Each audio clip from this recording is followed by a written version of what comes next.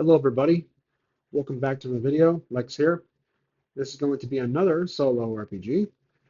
In this one we'll be using World Dungeons, which I actually haven't used for quite some time, and runs on the Powered by Apocalypse system, so there's range of successes. I've got the rules here, which is technically a one-page RPG, one-page rule set. These are the same characters from the Maze Rats, my previous solo dungeon crawl video. This will be simple, back to basics, no heavy role playing, focus on mechanics, exploration. Basically, we have this bandit camp here. Our team has been tasked with finding the leader and capturing him while fending off whatever bandits may be in the area. So, just a quick little introduction of the characters as they have been converted to World of Dungeons, which is very light on rules, so um, there's some improvisation with the methods here. We have Clovis, he's our thief. We have Finn, he's our fighter. Silas is our barbarian, which is not a class in World of Dungeons. And Jasper, he is our wizard. Now, I did give him the three starting spells. That's pretty much it. So these spells are not from World of Dungeons. When you're a wizard, you can start with three cantrips, but I did not do that. I gave him three starting spells from Maze Rats. So when they use the spell, it'll be gone forever, and he has to relearn it in the next video if I continue these characters.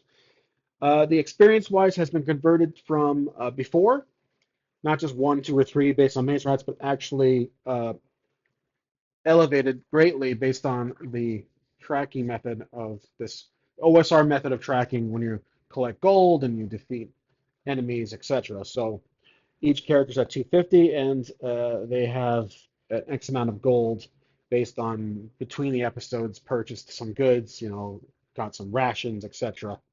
So their items have changed from the previous episode, but weapon-wise, they have about the same.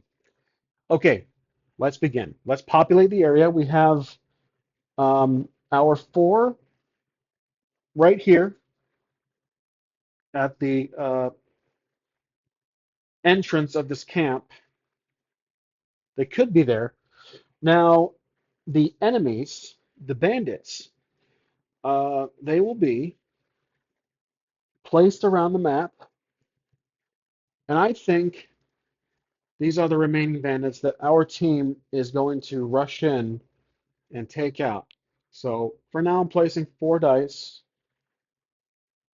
four small d6s with force showing the fourth face.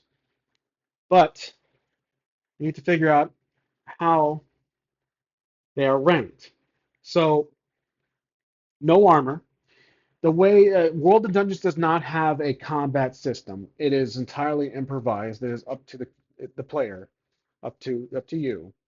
But what I typically do is use the World of the Powered by the Apocalypse system, and just for a quick demonstration, if a character is attacking, it is considered an action, so it's a skill check. So 6 or less is a failure, 7 through 9 is a partial success, 10 or more is a success, 12 or more is a great success. So with that considered, 7 through 9 would be a back and forth. Ideal damage, the character takes damage. 6 or less is a failure. Our character takes damage. 10 or more is a straight hit, damage dealt. 12 or more is double damage or an extra d6. So in this case, that would be a critical failure. Thus, a missed weapon gets weapon breaks, etc. So I'll keep this tray here for now. And the blue, obviously, the blue dice will be our characters, their actions. Now, do we simply want to walk in and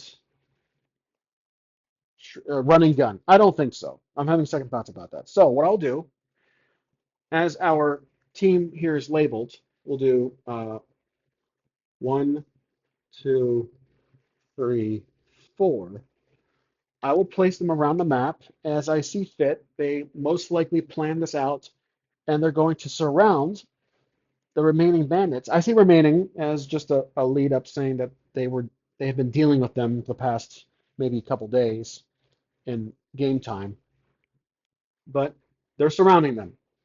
Like I say, wolves in the shadows, basically. So our first character is the thief. He has experience in this department, and we have these four bandits who are out and about doing what they're doing. But the issue here is trying to determine their difficulty. So I think the face that's showing of the die is their health. Our character's health is 5, 9, 18. Silas has the most health based on what I chose for him, and 6 for Jasper. So trying to find a balance based on those stats. I think 4 for a few of these would be fine. Be 5 for one of them, 3 for one who has been hurt. Generally, depending on how you play in OSR RPGs, you roll the hit dice to set their health, HP. I will just kind of have it. I think this is balanced. So Clovis will go first. He is right behind this carriage. So he sneaks out of the trees, while the other members will take their move. This is considered a turn. We are in combat from the start. So Clovis is peeking around the corner here. He sees this bandit unloading something or loading something onto this wagon. He sees, well, let's do a roll. So his wisdom, which we include for perception, is +1. So he is a thief. He has an advantage. Probably can roll for advantage because he has the upper hand. But there are some things visibly obstructing his view: the wagon, the carriage, the tree itself here. So let's roll to see what he can spot beyond this first individual bandit in front of him. So rolling 2d6 +1 on the roll. That's a 7. +1 is 8. So that's still a partial success. He can kind of see this bandit right here walking towards the campfire, then sitting down. He says this bandit just leaving his view behind the tent. He does not see this bandit who is maybe sitting down or asleep. So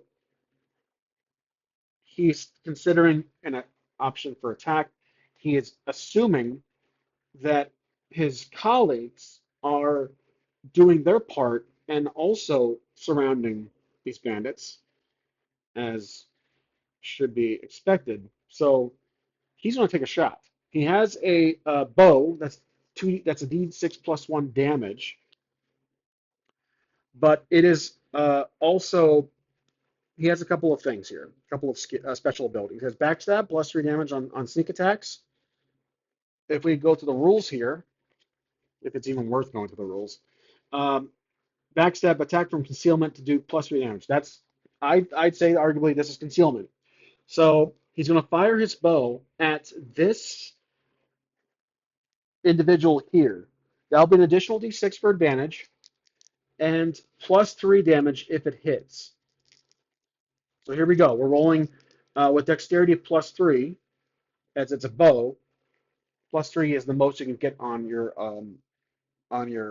abilities, your attributes. Sorry, that's the most you can do when you level up, as you level up. So here we go. We're firing at this die right here, this bandit.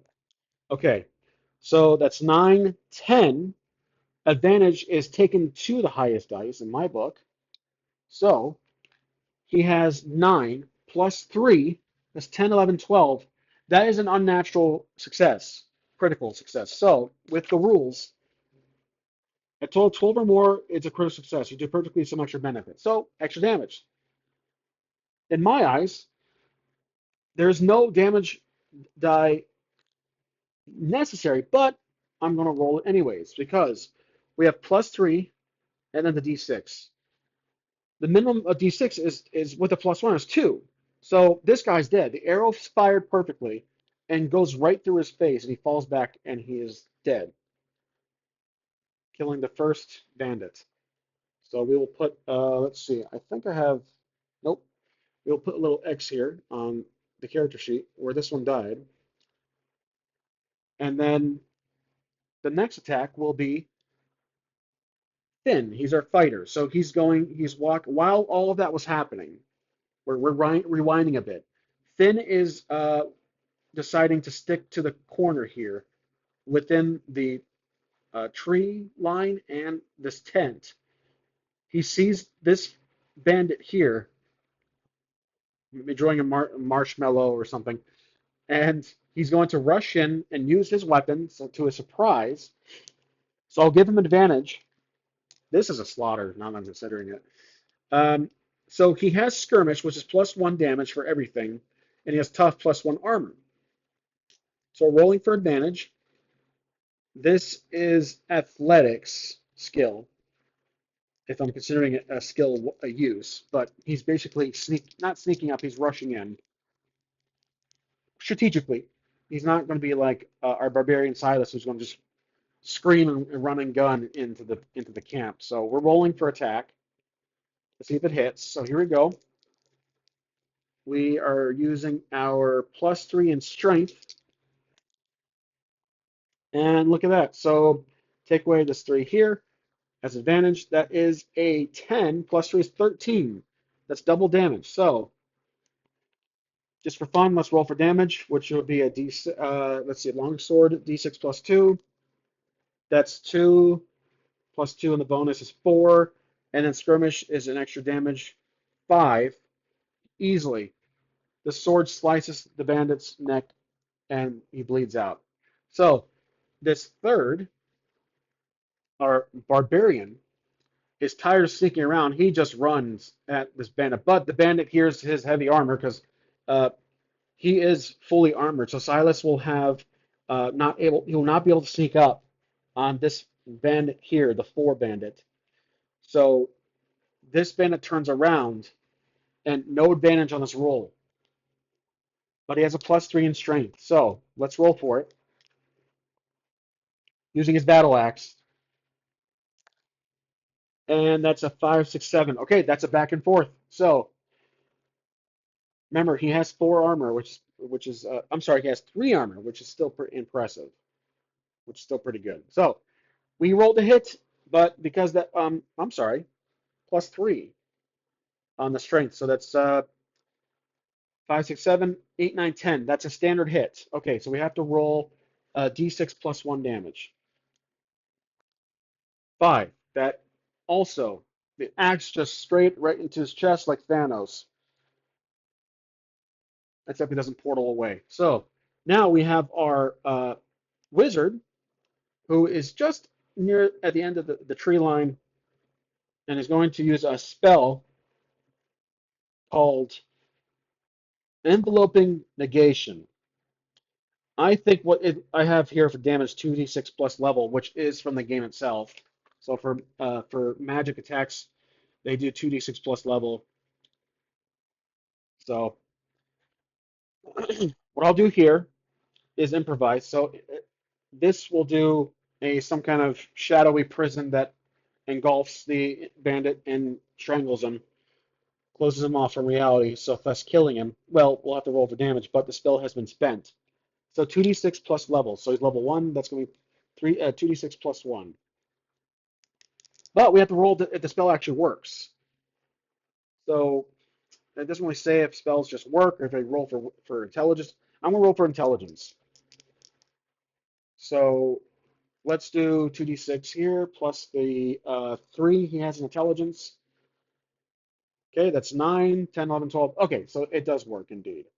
All right, 2d6 plus 1 for damage. Yeah, he's easily dead. So uh, this shadowy deformed looking creature comes out of the ground and grabs him like claws and drags him into the ground, into hell, thus killing him instantly. Okay, so the the group is going to, well, first I'm sorry, not Silas, Clovis is going to naturally loot the body, and let's pick up our maze rats for items.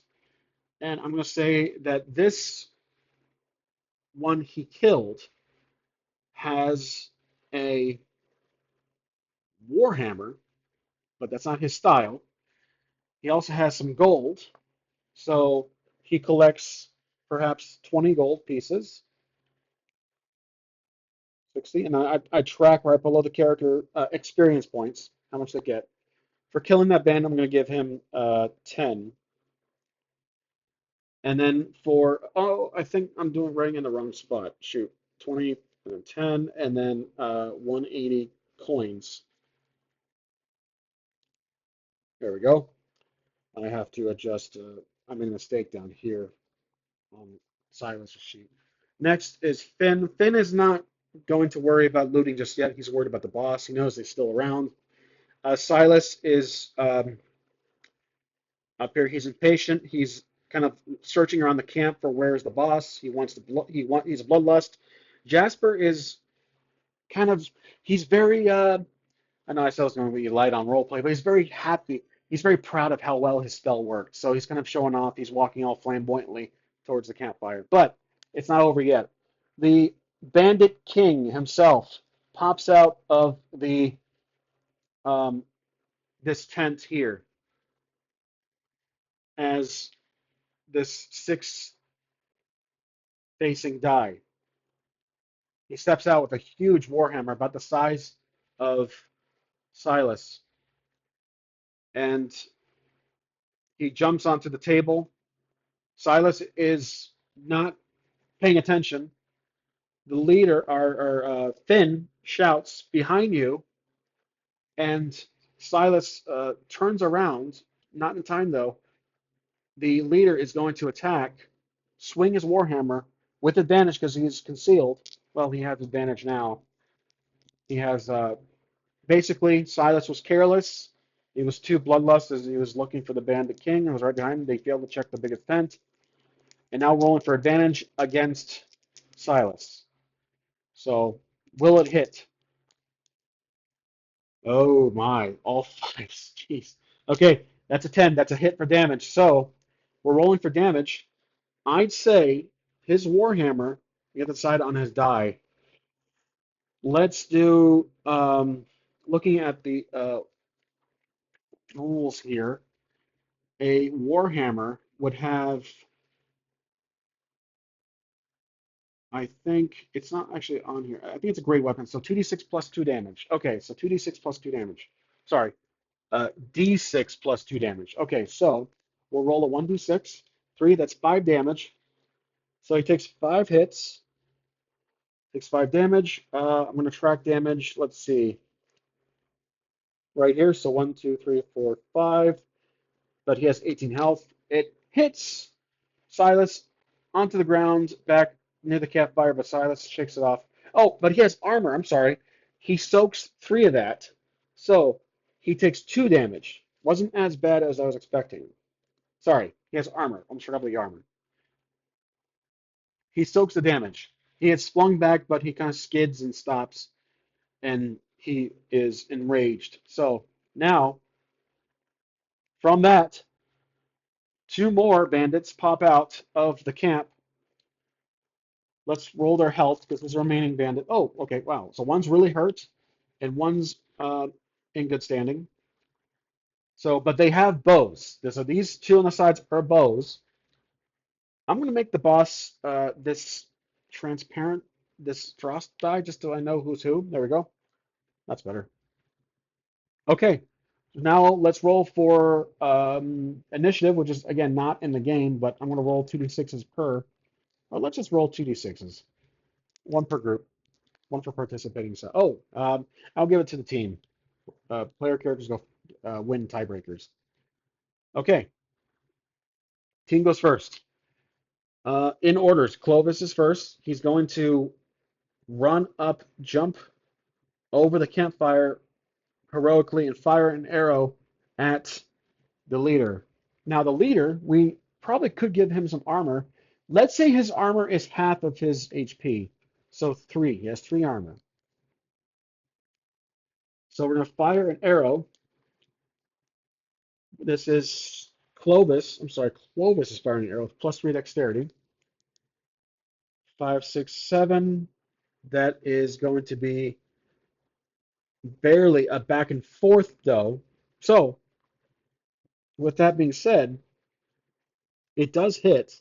So D6 damage, D6 plus 1, 2, 3. Unfortunately, armor soaks it, but the partial success was the other getting a free attack at Clovis. So we'll roll to see if the attack hits Clovis. Okay, it does. 10 is a hit. So Clovis will take damage with a 1d6. 4 minus his armor of 1. Oh, that's 4. That's 3 damage. Clovis takes a arrow to the knee. He might have to retire and join the city guard. So now it is going to be Finn's turn. Finn is number 2 here. He is your typical fighter. He rushes in and is going to attack head-on, applied to the forehead with his sword, his long sword, at the Bandit King. Now this will be 2d6, rolling for attack, plus 3 strength. Okay, 4, 5, 6, 7, 8. That's a partial. It's back and forth. Okay, so we have d6 plus 2. Okay, so I got to hold on to his dice because he's going to roll back at the same time, dealing damage. So how much damage does uh, our longsword do? 4 plus 2 is 6. His armor's 3, thus reduces him to 3. Okay, so that's a pretty good hit. But the Bandit King also gets a hit back. And, ooh, 6 damage. Wow. That's heavy. Minus the armor, which his armor's 4, so he takes 2 damage. Okay, so some damage dealt and some damage taken. Next is going to be Silas right here. He is going to use his battle axe and attack, kind of shoving our fighter out of the way, head on attack the Bandit King with his Warhammer. So this will be a roll using a 2d6 plus 3 strength. That's a 5, 6, 7, 8. That's a partial, so back and forth. Okay, we roll for damage. D6 plus 1. That's going to be 3, 4 total damage. The armor soaks most of it, so he only takes 1 hit. But he also deals damage. Oh, 6. Damn. Okay, he has armor 3, so that's 3 damage. 1, 2, 3. All right. Next is Jasper. He has a couple of spells left. Memory Moment and Moss Prison. Okay, he's going to use Moss Prison against the entire group, but he's at a distance, so he has to get closer. So we're going to move Silas out of the way. He's going to stand right here and summon a spell called Moss Prison, engulfing the radius between those 3. So we're going to roll for intelligence here with 2d6. That's going to be 10, 13. Perfect. Okay, so it engulfs them, thus they cannot attack their next turn at all. So I'm going to erase that. Moss Prison. Moss grows out of the ground and grabs them and pulls them together, thus they're stuck for 1 turn. So that was Jasper's turn. We're skipping their turn back to Clovis. Now Clovis is kind of concerned, how do I attack these guys? So he's going to run up and use a dagger at the Bandit King. We're rolling for attack plus. I keep forgetting to apply modifiers for Clovis, actually. So the dagger is plus 1 strength. Actually, this is the first time we're doing the melee, so I have been using dexterity. Never mind. Oh, 2, 4. Plus 1 is 5. Unfortunately, that's a failure. The dagger can't break through the vines. He turns around to Jasper. He kind of shrugs it off. He says, "What the?" And now is going to be Finn's turn. Finn is going to attempt to. I'm sorry. They have to. I almost forgot. They have to capture him alive. So this Moss, they have to knock him out basically. They can't kill him.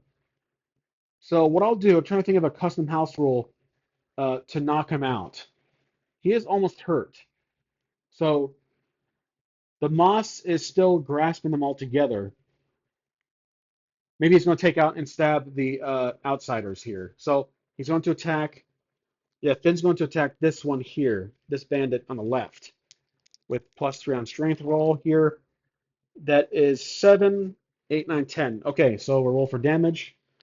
D6 +2. Oh, perfect. Their armor, I never really actually give them the armor, did they? Let's say it's 2. So half of their HP.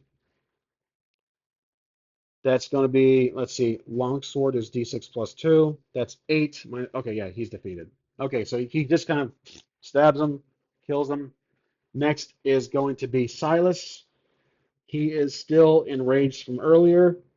He's going to, let's see, he will run in and try to kill the Bandit King, but the leader, Finn, says, no, we need him alive, you fool.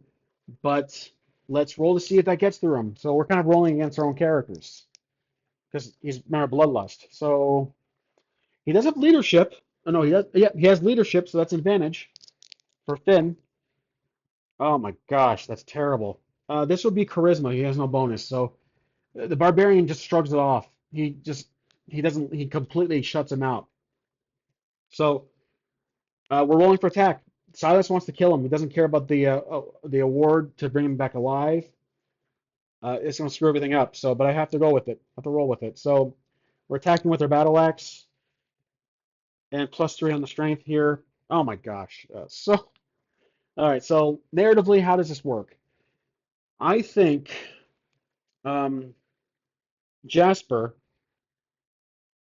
is going to use his spell on our barbarian friend Silas called Memory Moment that basically just puts him to sleep, or he thinks of it makes Silas think of his prime days back when he was younger, maybe perhaps just slaughtering, killing goblins everywhere. So um, Silas is on a condition that he is out. He is temporarily distracted by walking around, mumbling, talking to himself. So the spell has been summoned, and that was Jasper's turn. Now the moss breaks free. This character this bandit is going to attack with his bow at the one in front, Clovis. Not bow, sorry, a dagger. He bolts to Clovis, and as the moss breaks apart, he's going to use his dagger against Clovis with just a standard roll here. That's going to be 7, 8, 9. That is a partial, so it's a back and forth. So rolling for damage with dagger, just a d6. 5. Clovis has armor of 1. That's going to be 4. So unfortunately, um, that's not good. Yeah. So Clovis has armor of 1. We rolled a 4. He has 3 hits already. Yeah. So unfortunately, we lose Clovis here. Yep. We lost Clovis. So Clovis is yeah, he's killed. Okay. So yep. Clovis has been killed. The team screams. But it's back and forth. So while he's dying, he is able to get a last blow back. So we're rolling for attack. This is Clovis' last chance, his last attack before he dies. So it's basically a back and forth. Now that is a hit. That's 10 +1 on the strength. So that's going to land a hit, a normal attack. And we'll roll for damage with his dagger, d6. 3. 2 armor. Yep, he's dead. Okay, so they basically both kill each other. So we lost Clovis right there. Goodbye, Clovis. So, um, darn. Okay. Yep, gonna have to go with it. Next is the Bandit King. He attacks the one closest to him, and that's Finn. Finn does have the most armor, though. We'll see how long that lasts. So, he's attacking. That is a 9. That's a partial. It says back and forth. So, rolling for damage with his, I think, d6 +2. I might have forgot that a few times. 6 total. So, he deals 2 damage, I think. Yep. 2 damage. So now Finn's at 4, getting kind of concerning. That's halfway almost to his 9 HP. Okay, but um, Finn also gets an attack. 6 plus 3 on the strength. That's going to be 9. That's, well, I'm going to say this is half damage because it's already back and forth. So we're rolling for the longsword. Let's just do no bonus, just whatever the roll is. 4. His armor is 4, so unfortunately it's so. I think his armor is 4. No, 3. So he soaks 1 hit. Okay, so they're both weak. Now it's our team's turn. Okay, back to Finn. So he calls Jasper to throw him a bandage over. Oh, I'm sorry. He has bandages. Okay, so he's going to use a bandage to heal up, and this will heal D6. Oh, wow, 6. Damn. Okay, so it's a full heal. And now he's going to attack the, well, again, there's no combat rules. I'm going to say that he uses up his turn because he's bandaging himself up. So he's bandaging himself up, so he's not able to attack. Okay, now Silas is going to remain at a, he's going to run up. He's back. He's snapped out of it. Well, let's do a morale check for Silas. Let's do a, how to do this? There's another house rule for World of Dungeons. Let's do a charisma roll to see if he can, condition. No, constitution. Can he snap out of it? Let's just roll for it. +2 on the roll. Oh yeah, definitely. Yep. He snaps out of it. He runs up. He sees the Bandit King, who's very hurt, bleeding out, but still in the fight. We're going to roll for attack for Silas. This is +3 strength because he rolled it perfect. I'm going to let him attack on top of that roll we just did. So +2 on this attack. That is 7. I'm sorry, +3 the strength. 8, 9, 10. It's a standard hit. So rolling d6 +1 to battle axe. That's 5 total. And he kills. Remember, we weren't supposed to kill him. We were supposed to capture him. He kills him. Silence has ruined the mission, but they did technically defeat the bandits. So they are, if I recall correctly from GoldenEye 64, mission accomplished is if you actually completed everything it was supposed to do and what was and more and then some. I think when you just do the bare basics was mission complete. If I recall the differences there. So that's kind of what happened here. They they did kill the bandits, but they were supposed to capture Silas for an extra reward or extra reward. But that's not what happened. So let's figure out our calculations here. Clovis is dead. We'll give.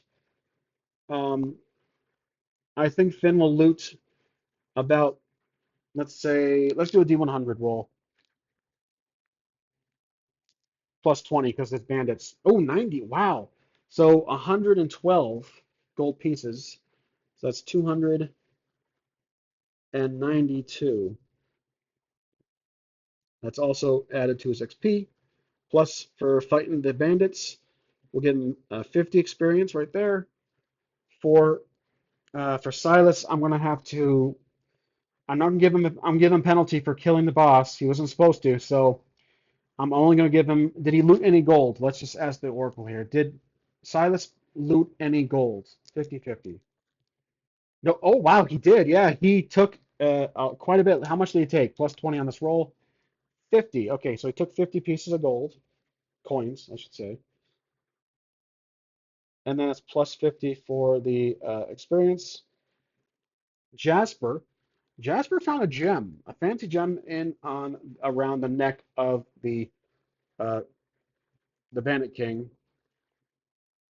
Finn's like, "Are you serious?" He said, "Well, we might as well." So the gem is going to be included in his inventory for hopefully next episode, and that will be worth, let's say, 50 experience points. And for killing other bandits, we'll do 20. So does he actually loot any gold pieces? I don't think so. 25% chance. Nope, he doesn't. Okay, so that's it. That's the video. I mean, it was pretty quick. Um, I probably could have made the enemies a little tougher, but we did lose a character, so that's something. I was kind of actually wondering if I were hoping to lose a character. I shouldn't say hoping. I was kind of thinking I would lose a character in the last episode, but I was probably too easy on our team. So yeah, this one they lose Clovis, they mourn his death, and they leave. They take the Bandit King's head or something to obviously. So they get an award for only 100 gold pieces for failing to bring him alive, but they get paid for the efforts in any event. So that's 100 experience and gold per character once they return to wherever settlement they're going to. So that's 290 gold pieces currently for Silas, and then 275 total for Jasper, and 100 experience points for the reward. There you go. Quite simple, pretty quick, not as long as the last one. So hope you guys enjoyed. It's definitely a smaller area. The dungeon that I was in the last episode is probably well. This one was more formalic, more procedure. I had this a step-by-step process, so it took a little longer. I think technically this probably would have been a bigger area than this section here. But otherwise, hope you guys enjoyed, and I will see you in the next one. Thanks for watching.